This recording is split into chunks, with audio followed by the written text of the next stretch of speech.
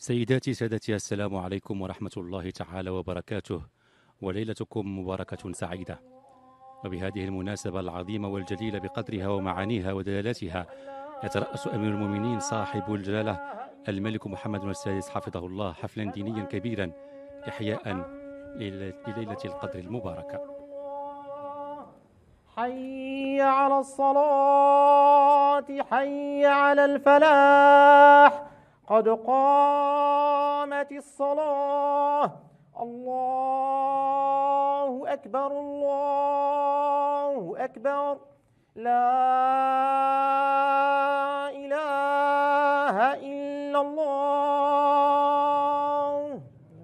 لا شريك له.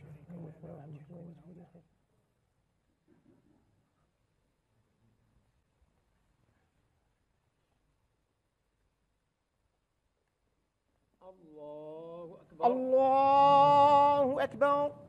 الحمد لله رب العالمين، الرحمن الرحيم، ملك يوم الدين، إياك نعبد وإياك نستعين، اهدنا الصراط المستقيم، صراط الذين أنعمت عليهم غير المغضوب عليهم ولا الضالين.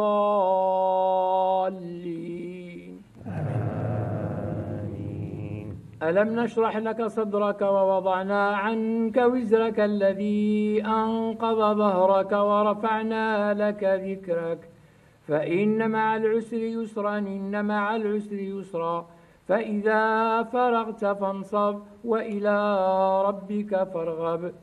الله أكبر. الله أكبر. سمع الله لمن ربنا حمده. ولك الحمد. الله أكبر. الله أكبر.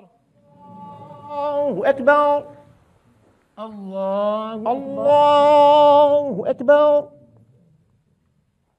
الله أكبر. الله أكبر.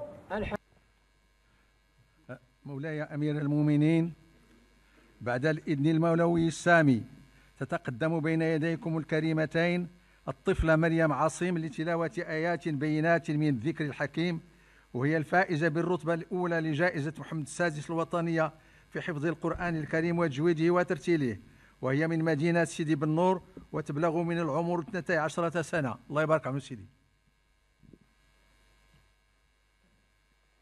أعوذ بالله من الشيطان الرجيم. إن الذين قالوا ربنا الله ثم استقاموا تتنزل عليهم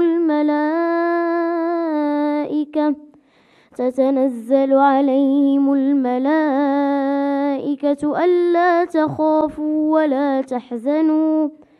ولا تحزنوا وأبشروا بالجنة التي كنتم توعدون.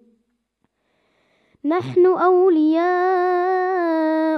في الحياة الدنيا وفي الآخرة، ولكم فيها ما تشتهي أنفسكم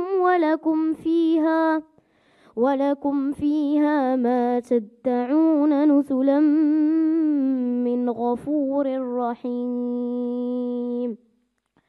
صدق الله العظيم.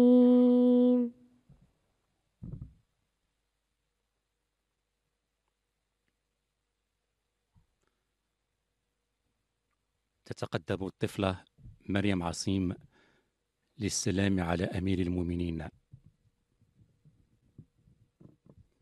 ويسلمها صاحب الجلالة الملك محمد بن السادس نصره الله جائزة الطفل الحافظ. مولاي أمير المؤمنين، في إطار عناية جلالتكم الشريفة بالقرآن الكريم وأهله، يتشرف السيد مولاي محمد إدريسي الطاهري من أكادير بأن يتسلم من الجناب الشريف أسماه الله وأعز أمره جائزة محمد السادس لأهل القرآن.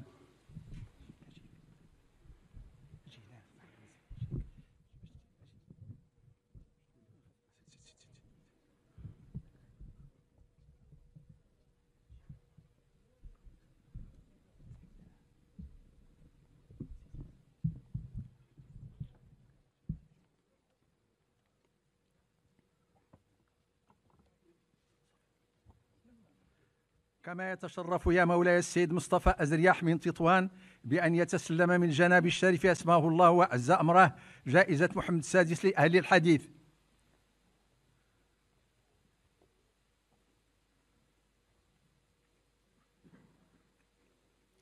ويتقدم للسلام على أمير المؤمنين ويتسلم جوائز الكتاتب القرآنية بأصنافها الثلاثة السيد عبد السلام خيالي من قاعة السراغنة على منهجية التلقين،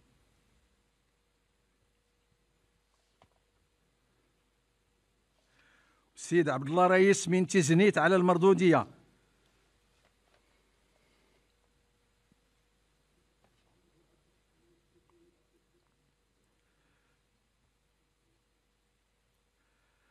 السيد محمد مازوز من طنجة على التسيير،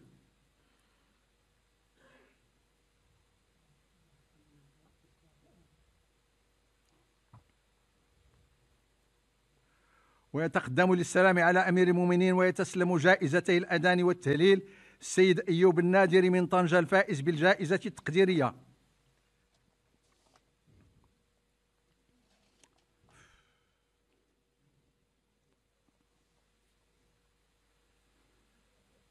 والسيد عبد القادر بن الرباح من وادي ضم الفائز بالجائزة التكريمية.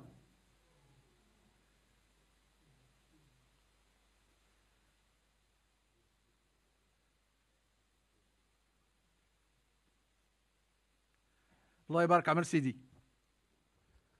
هكذا إذن ترأس أمير المؤمنين صاحب الجلالة الملك محمد السادس نصره الله حفلا دينيا إحياء لليلة القدر المباركة برحاب القصر الملكي بالرباط. إلى هنا نودعكم سيداتي سادتي وإلى اللقاء.